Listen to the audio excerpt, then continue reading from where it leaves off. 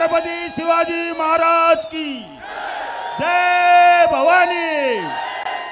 शिवसेना प्रमुख माननीय बाळासाहेब ठाकरे यांचा उद्धव साहेब तुम आगे बढ़ो, उद्धव साहेब तुम आगे बढ़ो। आदरणीय शिंदे साहेब, आदरणीय आडाम मास्टर, व्यासपीठावरील महाविकास आघाडीचे सर्वच मान्यवर नेते, राहू दे ते नावच मला ते पाहिजे होते, आणि जमलेल्या माझ्या तमाम देशभक्त बांधवांनो, भगिनी आणि मातांनो,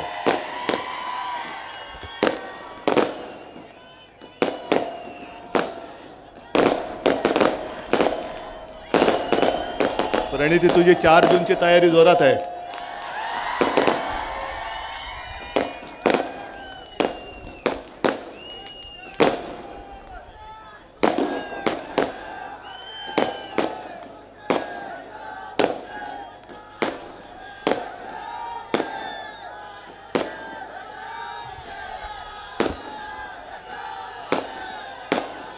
थांबा, आधी ते थांबू द्या। बरं ठीक आहे,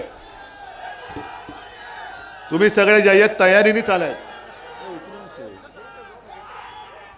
नाही ते राहू दे, ते नाव कठीण आहे म्हणून मी लिहून ठेवलेलं नाही। बऱ्याच दिवसानंतर मी नाही, हे नको, हे नको मला, हे नाव फक्त जरा विचित्र आहे म्हणून मी घेतलेलं। बऱ्याच दिवसानंतर सोलापूरमध्ये आलोय। आजपर्यंत ज्या ज्या वेळेला आलो त्यावेळेला मी कोणासाठी आलो होतो तुम्हाला माहिती आहे, आणि आज जे आलो ते त्यांना गाडा म्हणून सांगायला आलेलो आहे।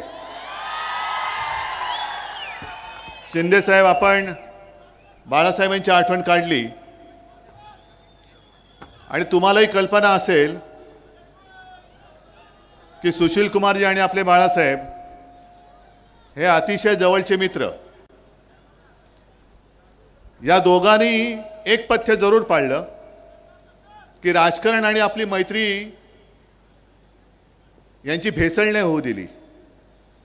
जी मतभिन्नता होती ती बाळासाहेबांनी पण आणि सुशील कुमारजींनी पण न लपवता सगळ्यांसमोर मांडली, आणि मैत्री पण जपली।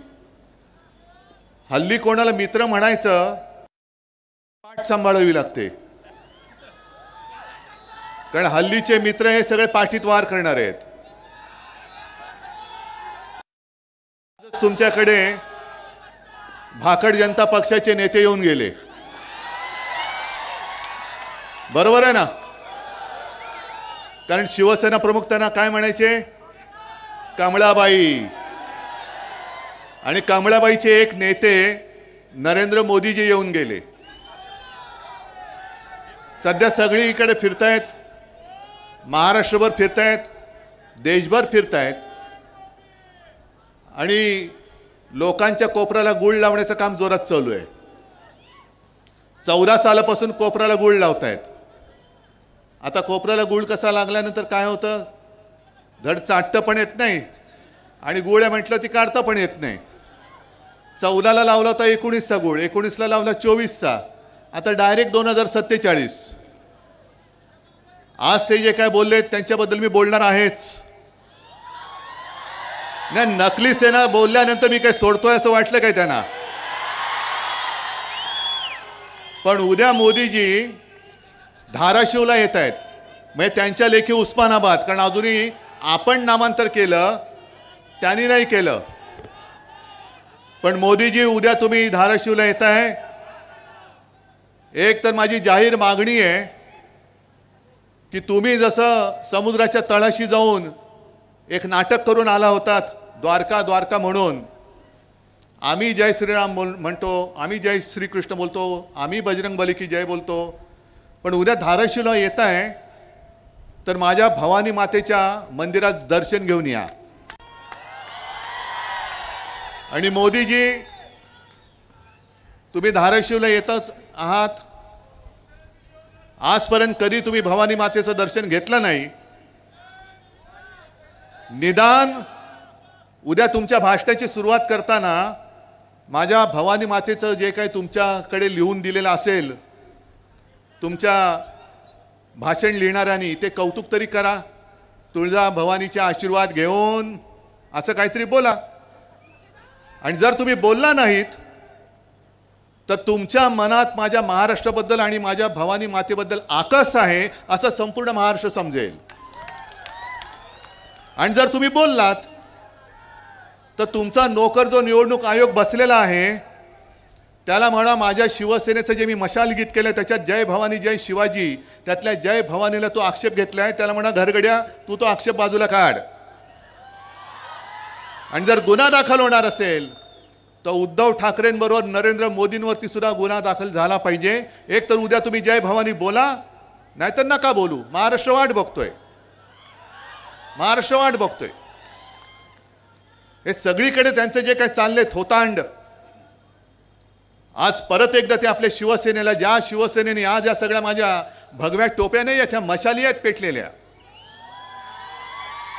या मशाली पेटल्या आहेत. आणि कालपर्यंत तुम्ही आमचं प्रेम अनुभवलं, आता मशालीची धग काय असते ते बघा. या मशालीच्या धगेमध्ये तुमचं कमळ नुसतं मळ राहिलंय, ते कसं कोमेजतं ते बघा. आणि तुम्ही कोण आम्हाला सर्टिफिकेट देणार आहे? अहो, जेव्हा शिवसेनेचा जन्म झाला 66 साली, शिवसेना प्रमुखांनी भूमिपुत्रांच्या न्याय हक्कासाठी, म्हणजे मराठी माणसासाठी आणि मराठी अस्मितेसाठी, महाराष्ट्राच्या अस्मितेसाठी शिवसेनेला जन्म दिला, तेव्हा मोदीजी एक तर तुम्ही कुठेतरी हिमालयात असाल किंवा कुठल्या तरी रेल्वे स्टेशनवर असाल. नाही, नक्की तुमचं काहीच कळत नाही आम्हाला. आणि आज तुम्ही आमच्याकडे येऊन ज्या शिवसेना प्रमुखांच्या काळात, म्हणजे अटलजी तेव्हा तुम्हाला केराच्या टोपलीत टाकायला निघाले होते, राजधानी होगा असं म्हणून तुम्हाला उचलून फेकत होते. केराच्या टोपलीत जर का गेला असतात तर मोदीजी 10 वर्ष तुम्हाला जी भोगायला मिळाली ती भोगायला मिळाली नसती. आणि तुमच्यासाठी आज तमाम शिवसैनिकांनी, जसं प्रणिती तू बोललीस, सोलापूरकरांनी, अख्ख्या महाराष्ट्राने, अहो काय गंमत आहे 48 पैकी 42 खासदार निवडून देण्याचं. पण शिवसेना बरोबर होती म्हणून तुम्ही त्या तख्तावरती बसला. आता शिवसेना तुमच्या सोबत नाही, त्या तख्तापर्यंत तुम्ही पोहोचू शकत नाही, पोहोचू देणार नाही. आणि संकट काळामध्ये मदत करणाऱ्या शिवसेनेला तुम्ही नकली शिवसेना म्हणता. अहो, तुमच्या भारतीय जनता पक्षाचा भाकड आणि भेकड जनता पक्ष झालेला आहे. प्रत्येक ठिकाणी माणसं पैसे देऊन गोळा करावे लागत आहेत. इकडे मी तुम्हाला सगळ्यांना विचारतो, एक तरी माणूस कोणी भाडकाऊ आहे काय?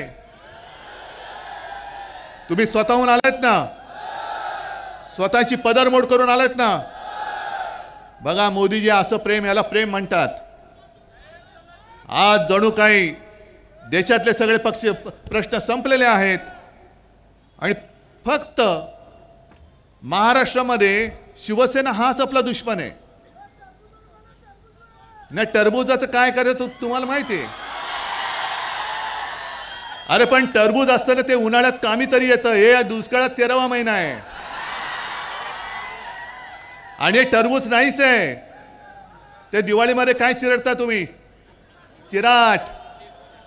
मग आले तेव्हा टरबूज होते, आता पाव उपमुख्यमंत्री झालेत की नाही चिराट? म्हणजे होता केवढा, झाला केवढा. पण असं हे सगळीकडे जे यांचं चाललेलं आहे थापेबाजीचं, अहो मोदीजी, तुम्हाला ही आमची कडवट देशाभिमानी हिंदुत्ववादी शिवसेना नकोय. तुम्ही कोणाचा प्रचार करतात माहिती आहे तुम्हाला? काल रत्नागिरीमध्ये मी बोललो की 14 साली आणि 19 साली मोदीजींबद्दल आम्हालाही अभिमान होता. काय ती छाती, काय ती दाढी, एक अकेला सब पे भारी. आता एक अकेला सब पे भारी, आजूबाजूला भ्रष्टाचारी.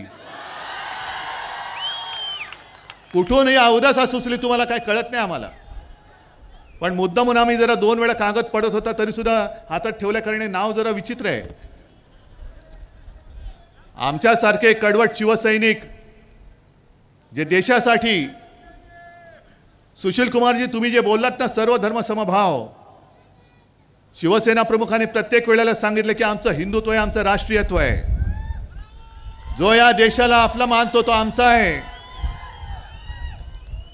आणि अशी यांना शिवसेना नकोय, ही यांना नकली शिवसेना वाटते. पण मी तुम्हाला सगळ्यांना सांगतो, तुम्ही YouTube बघता का? मग घरी गेल्यावरती इकडे नका चालू करू, नाही तर माझं भाषण अर्धवट राहील. घरी गेल्यानंतर मुद्दामून ते रवीश कुमार म्हणून आहेत पत्रकार, त्यांनी आज एक व्हिडिओ टाकलेला आहे, भारत का सबसे बड़ा सेक्स स्कॅन्डल. बाजूच्या राज्यातला एक काय त्याचं नाव प्रज्वल रेवन्ना, मला असं वाटतं देवेगौडांचा नातू, माहिती आहे ना. आणि त्याचे कितीतरी असे पाहून ते व्हिडिओ बाहेर आलेत. आणि मोदीजी स्टेजवरनं त्यांना सांगतायत की या प्रज्वलला मत दिलं म्हणजे माझे हात बळकट होतील. हे असे तुमचे कळकट हाताचे बळकट हात, हे अशी माणसं तुम्हाला पाहिजेत. ही संस्कृती तुम्ही जपलीत. अरे अटलजींचा आत्मा तिकडे रडत असेल ढसाढसा की कोणाच्या नाकर्त्याच्या हातामध्ये आज भारतीय जनता पक्ष आहे. बरं, ही घराणेशाही त्यांना चालते. जे सेक्स स्कॅन्डल करतात मोदीजी, त्यांची घराणेशाही तुम्हाला चालते, त्यांना तुम्ही पाठिंबा देता, व्यासपीठावर घेऊन मिठ्या मारता, काय त्यांचा प्रचार तुम्ही करता. पण शिवसेना प्रमुखांची घराणेशाही ती नाही चालत तुम्हाला. अहो, आमची घराणेशाही जनता बघेल.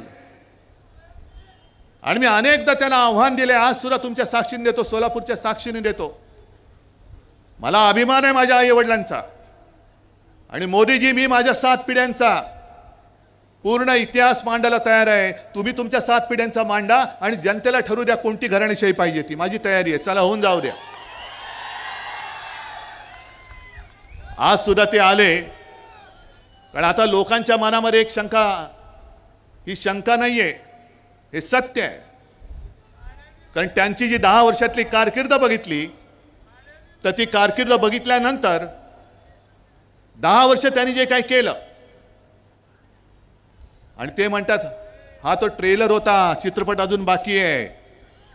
या ट्रेलरमध्ये त्यांनी शिवसेना चोरली, गद्दारांच्या हातामध्ये दिली, हा ट्रेलर होता. म्हणजे इकडे या सभेत शेतकरी कोण आलेत का रे? आलेत ना. आता पुढचा ट्रेलर हा आमचा झाला, आता पुढचा चित्रपट तुमचा नाही झाला तर? म्हणजे जसं माझ्या शिवसेनेच्या 7 बारावरती गद्दारांचं नाव लिहिलं, तसं तुमच्या 7 बारांवरती यांच्या सुटाबुटातल्या मित्रांचं नाव लिहिलं तर तुम्ही जाणार कुठे? आहे एक तरी यंत्रणा तुमच्या हातात राहील, तुमच्या पाठीशी राहील. आणि घटना बदलण्याचं जे काही यांचं स्वप्न आहे, म्हणून ह्यांना 400 पार करायचे होते. पण अश्वमेधाचा घोडा नव्हता यांचा, अश्वमेधाचं खेचर होतं, ते आढळलेलं आहे आता. अरे अश्वमेधाला सुद्धा घोडा लागतो रुबाबदार, हे खेचर आहेत. गाढव म्हणा, काही म्हणा. आणि त्यांचं ओझं जे वाहतात त्यांना वाटतं तो घोडा आहे. आणि यांना घटना का बदलायची? यांना घटना का बदलायची? कारण यांच्या मनामध्ये महाराष्ट्राबद्दल जो आकस आहे, म्हणून त्यांनी महाराष्ट्राची अस्मिता जपणारी शिवसेना संपवण्याचा नीच डाव करण्याचा प्रयत्न केला. जय भवानी या शब्दाला त्यांनी आक्षेप घेतला. आणि आता घटना का बदलायची माहितीये? ज्या महाराष्ट्राच्या सुपुत्राने डॉक्टर बाबासाहेब आंबेडकर, ज्यांना आपण महामानव म्हणतो, दैवत, एक साधा दलित कुटुंबामध्ये जन्मलेला माणूस एवढा बुद्धिमान होऊ शकतो आणि देशाची घटना लिहू शकतो, आणि त्या घटनेवरती आम्ही देश चालवायचा? नाही होणार. महाराष्ट्राच्या सुपुत्रांनी लिहिले, एका साध्या माणसाने लिहिलेली घटना, मोदीजी तुम्ही त्याच्यासाठी म्हणून तुम्ही बदलायला निघालेले आहात. पण तुम्हाला काय वाटतं? तुमच्या एकट्याच्या डोक्यात आलं म्हणून काय देशाच्या डोक्यात येईल? तुमच्यामध्ये जर का, भाजपामध्ये जर का हिंमत असेल, तर ज्या घटनेवरती हात ठेवून तुम्ही शपथ घेतली, त्या घटनेला, ती घटना मोडण्यासाठी पुन्हा हात लावून बघा, संपूर्ण देश पेटून उठल्याशिवाय राहणार नाही. आकस आकस म्हणजे किती ठेवायचं मनामध्ये आकस? आज ते जे काय बोलतायत की आरक्षण रद्द करण्याचा मार्ग आम्हाला कदापि मंजूर नाही, हे घेऊन आम्हाला कदापि मंजूर नाही. चांगली गोष्ट आहे, टाळ्या वाजवायला चांगलं वाक्य. आरक्षण रद्द करण्याचा मार्ग तुम्हाला मान्य नाही, तर गेले 5 वर्ष माझ्या महाराष्ट्रामध्ये जे समाज आरक्षण पाहिजे म्हणून रस्त्यावरती उतरलेत. सुशील कुमारजी, मला वाटतं कदाचित या सोलापूरमध्ये अटलजींची सभा झाली होती आणि त्या अटलजींनी वचन दिलं होतं धनगर समाजाला, बरोबर आहे ना, की माझं सरकार आल्यानंतर मी तुम्हाला आरक्षण देईन. पंढरपूरला दिलं होतं विठ्ठलाच्या साक्षीने. म्हणजे किती खोटं बोलायचं. अहो, विठ्ठलाच्या साक्षीने दिलेलं वचन तुम्ही, अटलजींची वर्ष गेली, यांची 10 वर्ष गेली, मध्ये माझा मराठा समाज उभा राहिला, पण आरक्षण द्यायला तयार नाहीत. आणि आरक्षणाला आम्ही धक्का लावणार नाही. मग द्यायचं होतं ना आरक्षण.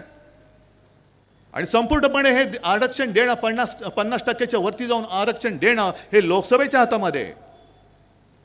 मी वारंवार सांगितलेलं आहे, ज्याप्रमाणे त्यांनी दिल्ली म्हणजे केजरीवाल सरकारचे अधिकार कोर्टाने त्यांना दिल्यानंतरही तत्काळ लोकसभेमध्ये पाशवी बहुमताच्या जोरावरती तो निर्णय बदलला आणि दिल्ली सरकारचे, केजरीवाल सरकारचे अधिकार काढून घेऊन स्वतःच्या हातात घेतले. तसे माझ्या आरक्षणाच्या बाबतीचा निर्णय मोदीजी तुम्ही आजपर्यंत लोकसभेत का घेतला नाही हे उद्याच्या सभेत आम्हाला सांगा.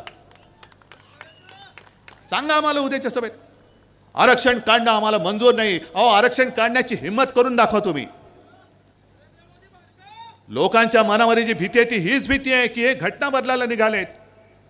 आरक्षणाचं, आमच्या न्याय हक्काचं काय होणार.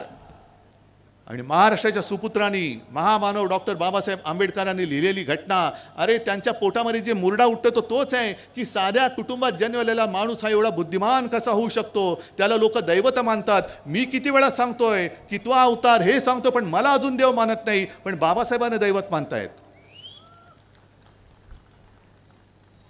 या सगळ्या गोष्टीचा विचार केल्यानंतर मला काही जण विचारतात, जसं एक 4 दिवसापूर्वी मुंबईत वर्षा गायकवाड आली होती घरी. मला प्रेसने विचारलं, शिवसेनेची मतं काँग्रेसला ट्रान्सफर होणार का. म्हटलं का नाही होणार, कारण काँग्रेसच्या हातामध्ये आज मशाल आहे. त्याच्यामुळे हातामध्ये मशाल घेऊन आम्ही विजयाची तुतारी फुंकणार आहोत. काय प्रॉब्लेम आहे तुम्हाला, काय अडचण काय. भाजपा म्हणजे ब्रह्मदेव नाहीये. भाजपा म्हणेल तेच हिंदुत्व, भाजपा म्हणेल तोच देशप्रेमी, आणि भाजपच्या विरुद्ध बोलेल तो देशद्रोही. हे नाही, हे ब्रह्मदेव नाही आहात तुम्ही. आणि पुन्हा एकदा सांगतो मोदीजी, तुम्ही आम्हाला जे नकली म्हणून हिणवता आहात, नकली शिवसेना म्हणाला, मी परत सांगतो, नकली बोलायला ती तुमची डिग्री नाही आहे, ही असली शिवसेना आहे. आणि या शिवसेनेचा दणका काय असतो तो तुम्हाला 4 जूनला महाराष्ट्राच्या मतपेट्या उघडल्यानंतर कळेल. आज सोलापूरचे जे प्रश्न आहेत, आज महाराष्ट्र तहानेने व्याकुळ झालेला आहे. सोलापूरचे प्रश्न आहेत, पाण्याचा प्रश्न आहे. प्रणिती, तू सगळं व्यवस्थित सांगितलेलं आहेस. म्हणजे मी मुख्यमंत्री म्हणून जेव्हा प्रणिती बोलायची सभागृहात ते मी ऐकलेलं आहे. आणि हाच आवाज आपल्याला लोकसभेमध्ये पाठवायला पाहिजे, हाच पाठवायला पाहिजे. आणि या भाकड जनता पक्षाची जी नीती आहे, वापरा आणि फेकून द्या, वापरा आणि फेकून द्या. शिवसेनेचा वापर केला. 14 साली पंतप्रधानपदी बसले. 14 सालीच ऑक्टोबरमध्ये अचानक आपली युती तोडून टाकली. काय कारण होतं. 19 साली सुद्धा पंतप्रधानपदी बसले. मी तुळजाभवानीची शपथ घेऊन सांगितलं की मी बाळासाहेबांना दिलेलं वचन आहे की शिवसेनेचा मी मुख्यमंत्री करून दाखवेन. आणि हे वचन अमित शहाना मी सांगितलं होतं, त्यांनी मान्य केलं होतं, पण मोडला शब्द.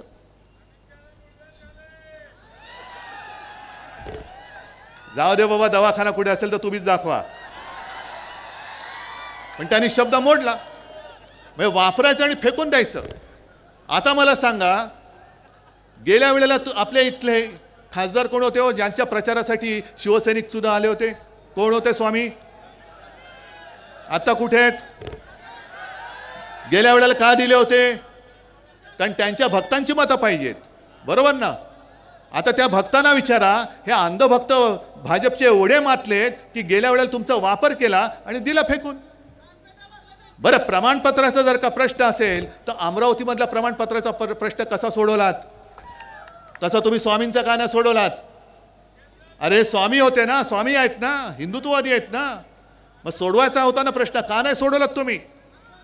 पण वापरा आणि फेकून द्या. त्या स्वामींना सुद्धा कळलं असेल की काय अघोर पाप माझ्याकडनं घडलेलं आहे. आणि स्वामीजी तुम्हाला मी जाहीर सांगतोय, आता तुम्ही तुमच्या शक्तीने याने शाप देऊन टाका. द्या शाप यांना.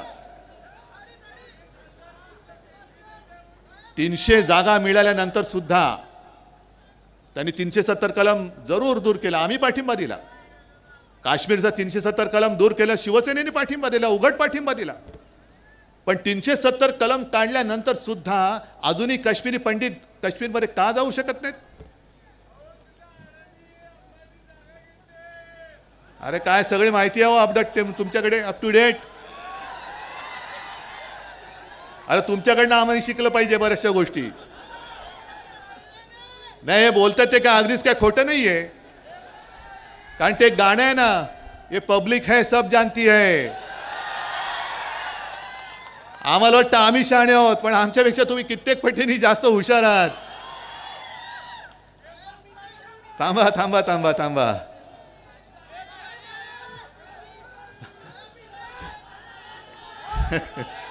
तुम्ही असं मध्ये बोललात तर मला पण हसायला येतं मग.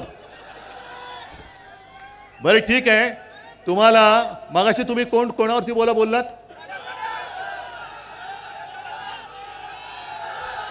काय ते तरबूज म्हणजे कोण? म्हणजे कोण? अरे म्हणजे मध्ये मी त्याला फडतूस बोललेले ते. आता नाही मी बोलत आहे, नाही तर सांगतील पुन्हा फडतूस बोलले. मी त्यांना फडतूस बोललो होतो, आता बोलत नाही.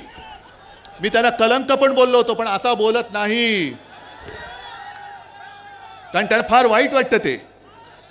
त्यांनी परवा एक आमच्या इकडे विनोद केला रायगडमध्ये. ते म्हणाले बाकीची कामं सोडून द्या, म्हणजे कामं नाही केली मोदींनी, हे त्यांनी स्वतः सांगितलं. पण निदान मोदीजींनी करोना काळात आपल्याला लस दिली म्हणून आपण जिवंत राहिलो. म्हणजे जे काय संशोधक आहेत ते काय गवत उपटत बसले होते? मोदी एवढे सगळं ब्रह्मांड त्यांना माहिती आहे. मोदीजींनी लस बनवली. आम्हाला अभिमान आहे की लस जी बनली ती माझ्या महाराष्ट्रामधल्या पुण्यामध्ये बनलेली आहे, पुनावालांनी बनवलेली आहे. आणि तिथून मोदीजींनी तिकडनं घेतली. पण मोदीजींनी जरी लस दिली असली तरी मोदीजींनी लस ती अशी काय हवेत नाही सोडली. खेड्यापाड्यामध्ये महाराष्ट्र सरकारने शासन यंत्रणा वापरून प्रत्येकाला लसीकरण केलं होतं. महाराष्ट्र सरकारच्या यंत्रणेचं कौतुक केलं पाहिजे तुम्ही. आणि महाराष्ट्र कसा वाचला माहितीये? करोना काळामध्ये देशात नंबर 1 चा मुख्यमंत्री म्हणून माझा उल्लेख झाला होता. पण तो नंबर 1 माझा नव्हता, नंबर 1 तुमचा होता. कारण मी जे जे तुम्हाला सांगितलं ते तुम्ही ऐकलत ना. म्हणजे खरं लोकांना वाटत होतं हे बोलतायत कठीण आहे, कसं काय लोक ऐकणार. तोंडाला मास्क लावा, घरी पडू नका, 2 हात दूर राहा. मी जे जे सांगितलं ते तुम्ही ऐकलत म्हणून आणि म्हणून महाराष्ट्र वाचला. मोदीजी तुमची लस नंतर तुम्ही लस दिलीच नाही. लस माझ्या महाराष्ट्रामध्ये बनली. पण ती लस मिळवण्यासाठी सुद्धा महाराष्ट्र सरकारला केंद्राकडे किती विनवण्या करायला लागल्या. आधी लोकांना जमवायचं, जमवल्यानंतर लक्षात यायचं की अमुक एका केंद्रावरती एवढी लोक आलेत पण तेवढा लसचा पुरवठाच होत नाहीये. मग केंद्राला सांगितलं, केंद्र सांगायचं थांबा जरा, आधी आम्हाला इकडे देऊ द्या, आधी आम्हाला तिकडे देऊ द्या. म्हणजे हे सगळे तुम्ही सगळे चाळे केलेत.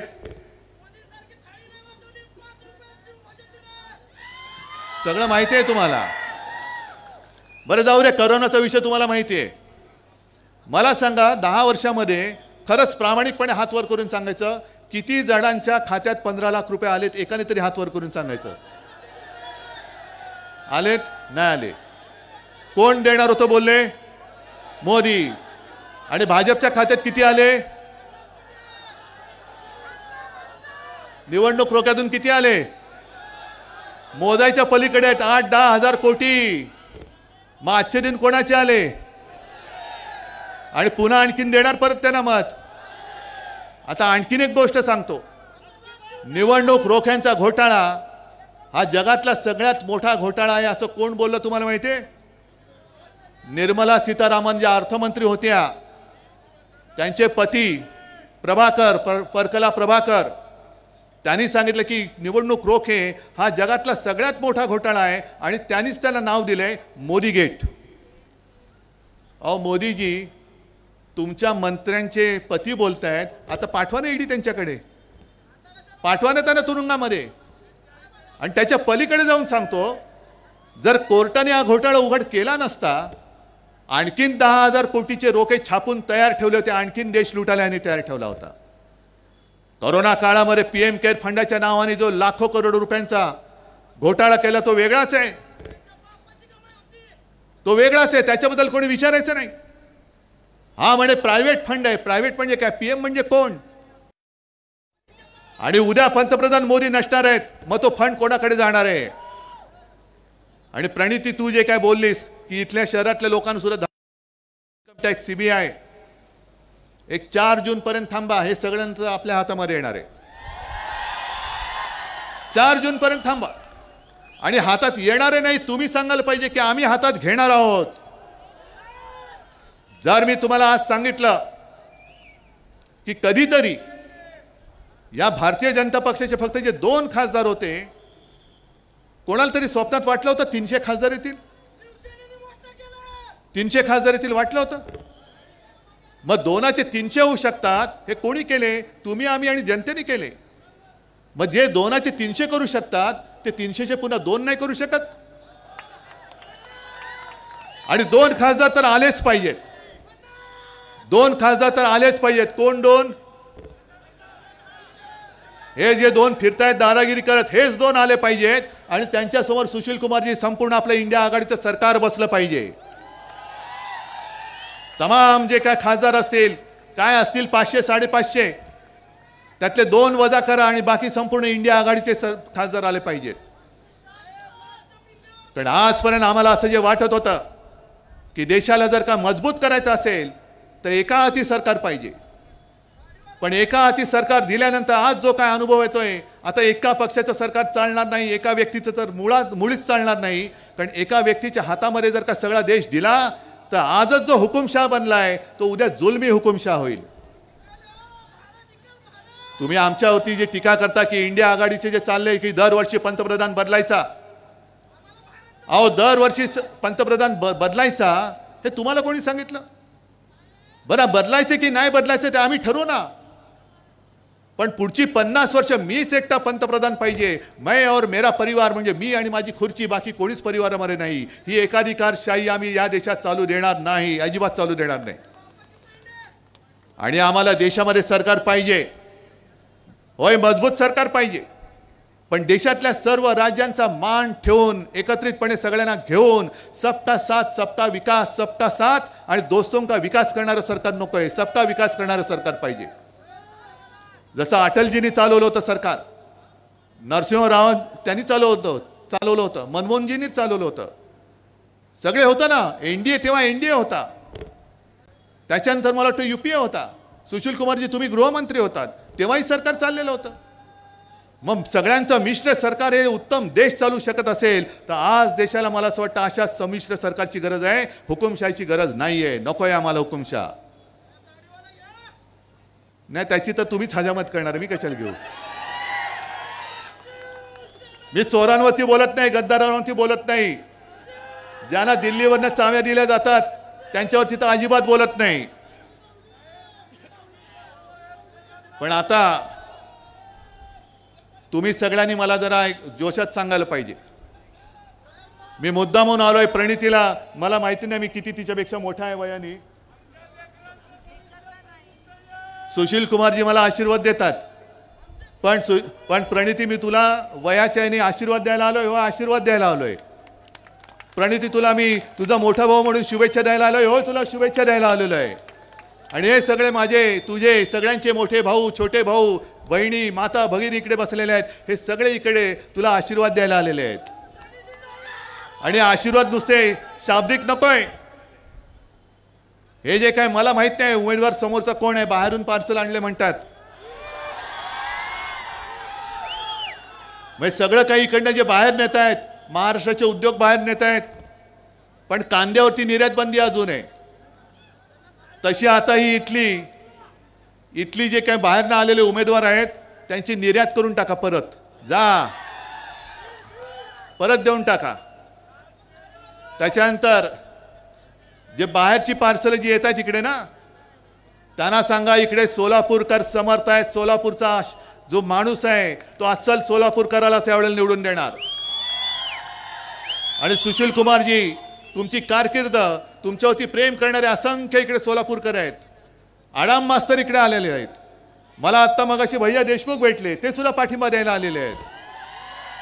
सगळेच सोबत आलेले आहेत. राष्ट्रवादी आहे, आप आहे, सगळेजण एकत्र आल्यानंतर मला प्रणितीचा विजय नुसता साधा सुद्धा नकोय.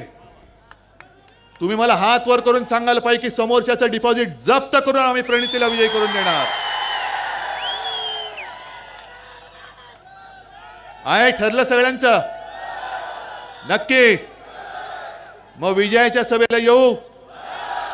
चला, माझं वचन आहे, विजय झाल्यानंतर सुद्धा मी तुमच्या दर्शनाला आल्याशिवाय राहणार नाही. पण तत्पूर्वी प्रणितीला विक्रमी मताधिक्याने निवडून द्यायचं काम, ते पुण्य काम तुम्ही कराल ही खात्री बाळगतो आणि आपली रजा घेतो.